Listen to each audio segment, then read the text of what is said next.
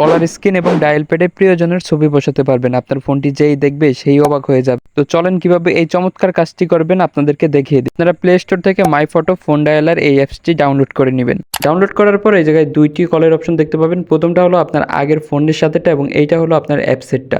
আপনারা এইটাকে টেনে নিচে নিয়ে আসবেন এই জায়গায় হোমে, এইটাই আপনাদের ব্যবহার করা লাগবে। এবার আপনারা এটাতে ক্লিক করবেন, ক্লিক করার পর একটু লোড নেমে একটু ওয়েট করবেন, তারপর আপনাদেরকে এরকম একটা পেজে নিয়ে আসবে। উপরে দেখতে পাচ্ছেন লেখা আছে রিড অ্যান্ড অ্যাকসেপ্টেড, এটাই ক্লিক করবেন। তারপর আবার নেক্সটে ক্লিক করবেন, ক্লিক করার পর আপনাদের সামনে একটা বিজ্ঞাপন আসবে, বিজ্ঞাপনটা আপনারা দেখবেন। 5 সেকেন্ডের বিজ্ঞাপন দেখার পর উপরে ক্রস অপশন দেখতে পাবেন, এই ক্রসে ক্লিক করবেন। ওকে, এবার আপনাদেরকে হোম পেজে নিয়ে আসবে। এবার এই জায়গায় ডায়ালারের একটা অপশন দেখতে পাচ্ছেন, প্রথমে এইটাই ক্লিক করবেন।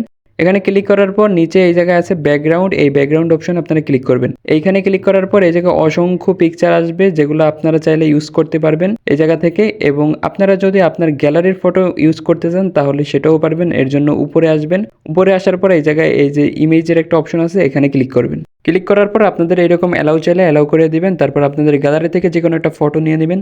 আমি এই ফটোটা নিয়ে নিলাম। এবার নিচে আছে ক্রপ অ্যান্ড অ্যাপ্লাই, এটাতে ক্লিক করবেন। ক্লিক করার পর আবারও বিজ্ঞাপন আসলে এটাকে ক্রস করে দিবেন। তো এইটা ডান। এবার এই জায়গা থেকে ব্যাক হয়ে আসবেন, ব্যাক হয়ে এসে আবার নতুন করে ঢুকবেন। তো এই দেখেন আপনাদের ডায়াল প্যাডে ছবিটা অ্যাড করা কমপ্লিট। এবার এই জায়গা থেকে আপনারা নাম্বারগুলো চেক করে দেখতে পারেন। এবার এই জায়গায় দেখেন আপনারা যে কোনো নাম্বার উঠে দেখতে পারেন যে ঠিক আছে কিনা, সবকিছু ঠিকঠাক আছে কিনা। তো এই গেল প্রথম সেটিংস। এবার হলো দ্বিতীয় নাম্বারটা, এই জন্য 3 ডটে ক্লিক করবেন। এই সেটিংসে মূলত আপনারা আপনাদের কল স্ক্রিনে ফটো অ্যাড করতে পারবেন, এর জন্য 3 ডটে ক্লিক করবেন, তারপর সেটিংসে ক্লিক করবেন। আবারও বিজ্ঞাপন না আসলে বিজ্ঞাপনটা দেখে আপনারা এই জায়গায় ক্রস করে দিবেন। এবার এই জায়গায় আপনাদেরকে এরকম একটা হোম পেজে নিয়ে আসবে। আসার পর এই জায়গায় দ্বিতীয় নাম্বারে একটা অপশন আছে কল পোস্টার নামে, এই কল পোস্টারে আপনারা ক্লিক করবেন। ক্লিক করার পর আপনার ফোনের সেভ আনসেভ সকল নাম্বারগুলো এই জায়গায় আসবে। তারপর যে কোনো একটা নাম্বার মাঝখানে ক্লিক করবেন, তারপর এরকম অপশন আসবে। তারপর নিচে আছে ব্যাকগ্রাউন্ডের অপশন, এই অপশনে ক্লিক করে আপনারা আপনার ফোন থেকে আপনার গ্যালারি থেকে যে কোনো একটা ফটো ক্লিক করার জন্য এই গ্যালারি অপশনে ক্লিক করবেন। ক্লিক করে আপনার গ্যালারি থেকে যে কোনো একটা ফটো দিয়ে দিবেন। তো আমি এই ফটোটা দিয়ে দিলাম। দেওয়ার পর নিচে আছে ক্রপ অ্যান্ড অ্যাপ্লাই, এই অপশনে ক্লিক করে আবারও সেভ করে নিলাম। সেভ করার সময় যদি বিজ্ঞাপন আসে তাহলে আবারও আপনারা বিজ্ঞাপনটি দেখে ক্লোজ করে দিবেন। এবার আপনারা আপনাদের ফোনের ব্যাক অপশনে ক্লিক করবেন। ক্লিক করার পর প্রথমে ওকেতে ক্লিক করবেন, তারপর 3টে অপশন আসবে।